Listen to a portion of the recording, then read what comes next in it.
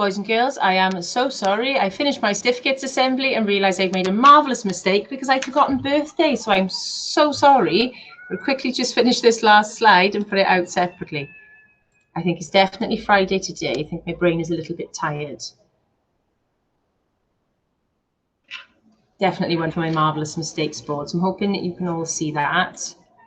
And I just want to say a big happy birthday to some of our children who've either celebrated their birthdays this week or are about to on the weekend. So a huge happy birthday to Molly. I hope you had a lovely day.